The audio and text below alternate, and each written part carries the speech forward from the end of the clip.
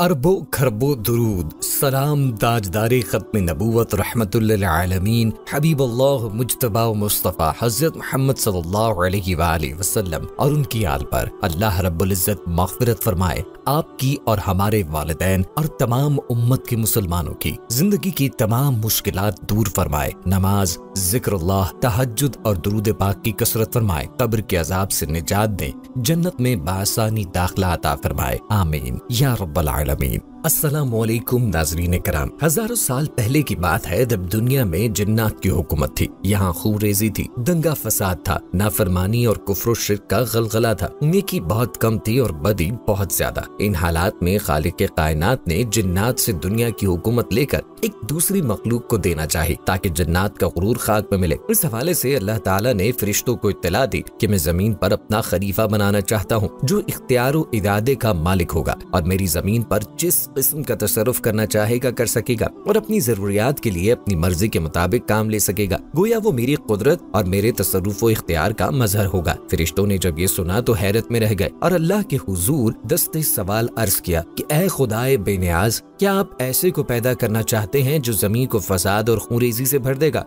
यानी फरिश्तों ने इस नई मखलूक को जिन्नात पर कयास किया और वो ये समझे कि नई मखलूक भी जिन्नात की तरह बेहद सरकश और नाफरमान होगी। वो बोले कि हम जमाते मलाइका आपकी तस्बीह और तहलील के लिए काफी हैं। इस पर अल्लाह ताला ने जवाब दिया कि आदम अलैहिस्सलाम के पैदा करने में जो हिकमतें हैं तुम उनसे वाकिफ नहीं, बल्कि हम ही खूब जानते हैं। सूरह बकरा में अल्लाह ने इस बारे में आयात नाजिल की है। यहाँ ये बात काबिल जिक्र है कि इंसानों में भी नाफरमानी और जुल्म का मादा है, लेकिन याद रहे कि वो जिन्नात के मुकाबले में कम है। फीसद का फर्क मलहूज रहना चाहिए। यूं समझना चाहिए कि इंसान एक ऐसी मखलूक है जो फरिश्तों और जिन्नात के बीच की मोतदिल मखलूक है। नाज़रीन, रब्बुल जलाल ने कुरान करीम में हज़रात अंबिया अलैहिमुस्सलाम के किस्सों में सबसे पहला किस्सा अबुल बशर जनाब हजरत आदम अलैहिस्सलाम का बयान फरमाया है। हजरत आदम अलैहिस्सलाम का जिक्र कुरान करीम में दो एतबार से आया है। चुनांचे सूरह बकरा, सूरह आराफ, सूरह इसराइल, सूरह कहफ और सूरह तौहा में नाम और सिफात रसूलों के साथ तस्करा किया गया है, जबकि सूरह साद और सूरह हिज्र में फकत सिफात के साथ जिक्र किया गया है।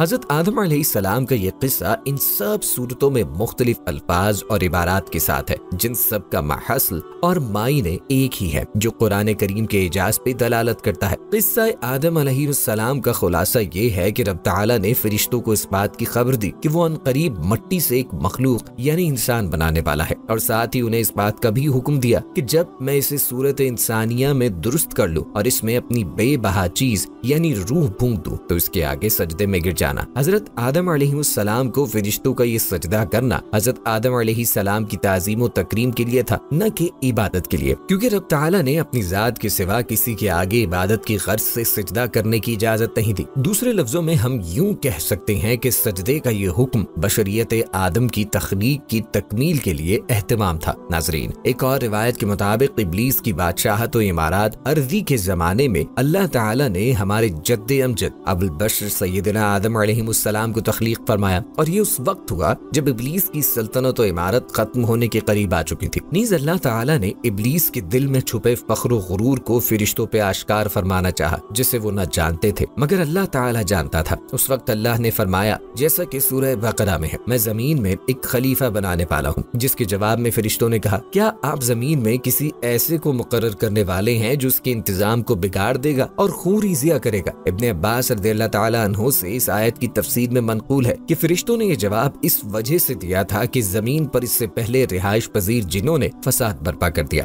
खून बहाया और अल्लाह ताला की नाफरमानी की, लिहाजा अब भी जो खलीफा बनेगा वो भी तो वैसा ही करेगा। लिहाजा कहने लगे, आपकी हम्दो सना के साथ तस्बीह और आपकी तकदीस तो हम कर ही रहे हैं, लेकिन अल्लाह ताला ने इरशाद फरमाया, मैं जानता हूँ जो कुछ तुम नहीं जानते, यानी मैं इब्लीस के फख्र गुरूर और उसकी सरकशी को जानता हूँ, और इस बात को भी जानता हूँ कि इसके नफ्स में बातिल घर कर गया है और इसे धोखे में मुब्तला कर दिया है। मैं आदम को पैदा करके इब्लीस की सरकशी को जाहिर कर दूंगा ताकि तुम अपनी आंखों से देख लो। नाज़रीन, जब अल्लाह ताला ने आदम अलैहिस्सलाम को पैदा करने का इरादा फरमाया तो हुक्म दिया कि तमाम रूए ज़मीन से मट्टी लाई जाए। इब्ने अब्बास रज़ियल्लाहु अन्हु से मरवी है कि अल्लाह ताला ने आदम अलैहिस्सलाम की मट्टी का हुक्म दिया, बस वो आसमान آسمان کی طرف بلند کی گئی اور لیس دار مٹی سے آدم علیہ السلام کی تخلیق ہوئی۔ یہ مٹی اس سے پہلے گارے کی شکل میں تھی، پھر اس میں خمیر اٹھ گیا۔ بس اس لیس دار اور چپکنے والی مٹی سے اللہ تعالیٰ نے آدم علیہ السلام کے پتلے کو اپنے دست قدرت سے بنایا۔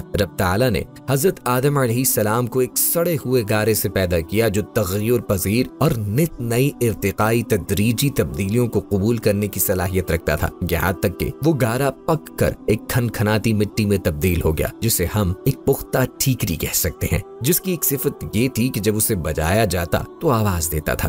پھر رب تعالیٰ نے اس جسد خاکی میں اپنے جناب سے ایک خاص روح بھوکی اور پھر یکا یک وہ گوشت پوست ہڈی پٹھے کا جیتا جاگتا، سوچتا سمجھتا اور اپنے ارادے و شعور اور فہم و ادراک سے حرکت کرتا ہوا انسان بن گیا۔ پھر رب تعالیٰ نے سب کے سب فرشتوں کو حکم دیا کہ وہ اس زندہ متحرک انسان کے آگے سجدے میں گر جائیں، تو سب فرشتوں نے جناب حضرت آدم علیہ السلام کو بلا تردد سجدہ کیا، لیکن ابلیس جو جنوں میں سے تھا اس نے اپنے رب کی حکم کی تعمیل سے انکار کر دیا، اور اس کا یہ انکار تکبر اور بڑائی کی بنا پر تھا۔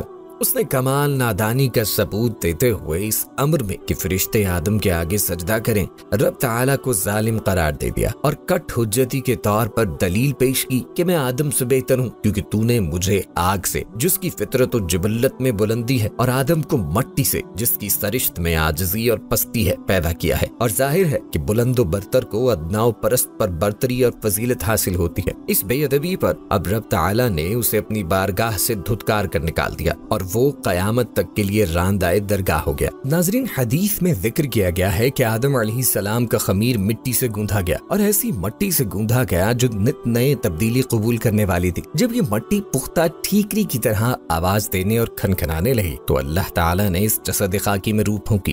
ابھی روح ناک کے نتنوں سے داخل ہو کر دماغ تک پہنچی ہی تھی کہ آدم علیہ السلام کو چھینک آئی۔ اسی وقت آدم علیہ السلام کو اللہ پاک کی طرف سے الہام ہوا کہ اس چھینک کے جواب میں الحمدللہ کہو۔ آدم علیہ السلام نے چھینک لیتے ہی الحمدللہ کہا، جس کے جواب میں عرش معلی سے یرحمک اللہ یعنی اللہ تجھ پر رحم کرے گا کا جواب آیا۔ پھر رفتہ رفتہ روح آدم علیہ السلام کے تمام جسد خاکی میں سرایت کر گئی۔ یوں وہ مٹی کا پتلا یکا یک گوشت پوست ہڈی اور پٹھے کا زندہ انسان بن گیا اور ارادہ، شعور، حس، عقل اور وجدانی جذبات و کیفیات کا حامل نظر آنے لگا۔ انسان کی تخلیق اللہ کی صفات کا خوبصورت مظاہرہ ہے۔ انسان جسم اور روح کا مجموعہ ہے۔ روح اللہ کی صفات کے علم اور حکم پر کام کرتی ہے۔ روح میں زندگی اور حرکت اللہ تعالیٰ کی صفات کی وجہ سے ہے۔ پھر اللہ تعالیٰ نے آدم علیہ السلام کو صفات کا علم سکھا کر فرشتوں کے سامنے پیش کیا، تو فرشتوں کے لیے بھی آپ علیہ السلام کی برتری اور استحقاق خلافت کے اقرار کے علاوہ چارہ کار نہ رہا، اور انہیں یہ ماننا پڑا کہ اگر ہم زمین پر اللہ تعالیٰ کے خلیفہ بنائے جاتے تو کائنات کے تمام بھیدوں سے ناآشنا رہتے۔ بلا شبہ حضرت آدم علیہ السلام اللہ تعالیٰ کے برگزیدہ نبی تھے جن سے نسل انسانی کا آغاز ہوا، لہٰذا آپ قیامت تک پیدا ہونے والے انسانوں کے باپ ہیں۔ دوستو، ہمارے چینل کی نشریات اللہ پاک کے احکامات کو ماننے اور حضور صلی اللہ علیہ وآلہ وسلم کے طریقوں کے مطابق زندگی گزارنے، انبیاء کرام کے واقعات، اولیاء کرام، نیک لوگوں کے قصے اور روزمرہ زندگی سے متعلق سبق آموز واقعات سے متعلق ہوتی ہے۔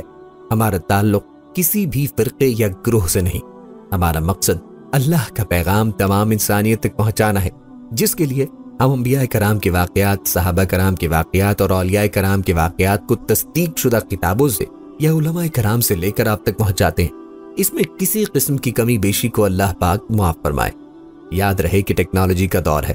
جس طرح دین اور امت مسلمہ کے دشمن ہماری نوجوان نسل کو اپنی طریقہ کار کے ذریعے بے راہ روی کا شکار کر رہے، ان کو دین سے دور کر رہے اور غیر اخلاقی اور فحش مواد کو عام کر رہے ہیں، تو آئیے ہم بھی چینل کے ساتھ مل کر اللہ اور اس کے رسول کی باتوں کو اور دین کی باتوں کو لوگوں میں پھیلاتے ہیں۔ اگر ہم اس دنیا سے چلے بھی جائیں گے تو یہ علم ہمیشہ باقی رہے گا، جو بہت سے نوجوانوں کی ہدایت کا ذریعہ بنتا رہے گا، اور اس کے نور سے ہماری قبر میں بھی ہمیشہ نور رہے گا۔ ہمیں اس کا اجر ہمیشہ ملتا رہے گا۔ یہ سب سے بہترین صدقہ جاریہ ہے۔